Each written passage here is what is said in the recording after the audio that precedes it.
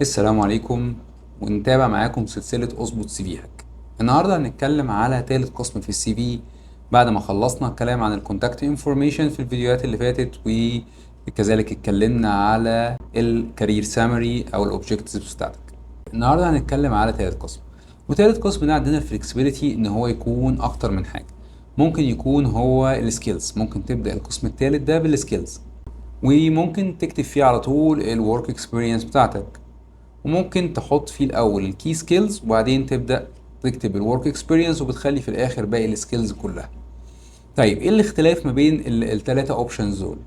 لما نبدا بالسكيلز بتاعتنا، ده بيكون عشان نبين قد ايه احنا فيت للسكيلز المطلوبه في الشركه دي، او ان السكيلز هي اهم حاجه في الشركه. مش مهم انت مثلا الشركات اللي اشتغلت فيها قبل كده ايه، او الوظائف اللي انت اشتغلت فيها قبل كده ايه، ولكن المهم ان انت يكون عندك سكيلز معينه لازم عشان الوظيفه دي. في الحاله دي بيكون دايما ان السكيلز تتعرض في الاول افضل، وكذلك بتكون مفيده قوي قوي للناس اللي لسه فريش جراد مثلا.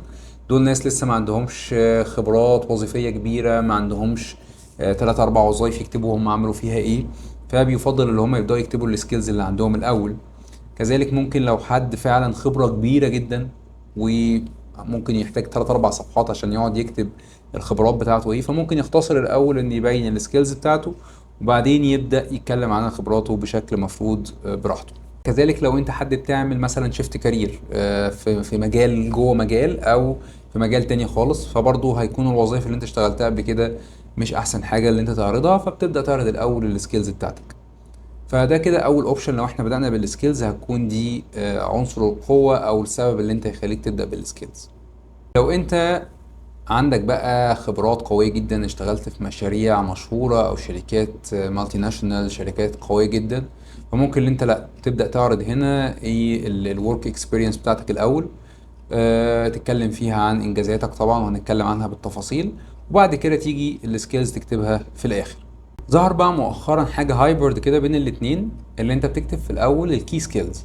الكي سكيلز دي هي اهم مهاراتك، بتحط فيها اهم المهارات اللي مطلوبه في الوظيفه بالتحديد اللي انت بتقدم عليها، الى جانب اقوى حاجات انت بتقدر تعملها ومتعلقه بالشغل اللي انت بتقدم عليه. فبتكتب هنا بس الكي سكيلز فقط: بروجكت مانجمنت، ديزاين مانجمنت، اكاونتنت، كونتراكت ادمنستريشن، ايا كان ايه انت مجال قوتك، بتبدا تتكلم عن السكيلز دي. بعدين بتخش على الورك اكسبيرينس، وبنيجي في الاخر نكتب بقيه السكيلز بقى كسوفت سكيلز، ك ابلكيشن انت بتشتغل عليها، سوفت وير، اللغات بتاعتك اللي انت بتعرف تتكلمها والكلام ده. ولكن في الاول احنا شدينا الريكروتر باللي احنا اتكلمنا على الكي سكيلز بتاعتنا، والاديوكيشن بعدين حطينا الحاجات اللي ممكن اي حد مثلا اوتوكاد، فوتوشوب، اي حد يقدر يشتغلها لو هو في المجال اللي هو بيقدم عليه ده. فده نظام، ومؤخرا النظام ده بدأ ينتشر كتير، وانا افضله عن نفسي. اللي انت تحط الاول الكي سكيلز، بعدين الاديوكيشن، بعدين تحط باقي السكيلز، او اللي انت تبدأ بالسكيلز على طول، تبين قوتك وتشد الناس للسي في بتاعك، وبعدين نكتب براحتنا الورك اكسبيرينس بتاعتنا بتفاصيلها اللي فعليا هترجع انت تحكيها تاني في الانترفيو، وان مش اي حد هيقراها ويبقى مهتم قوي بيها.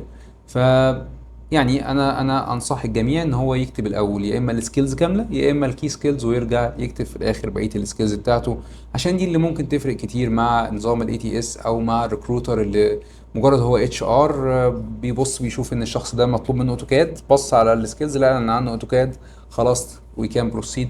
لكن هو مش هيقعد يقرا كل ورك اكسبيرينس انت عملت فيها ايه.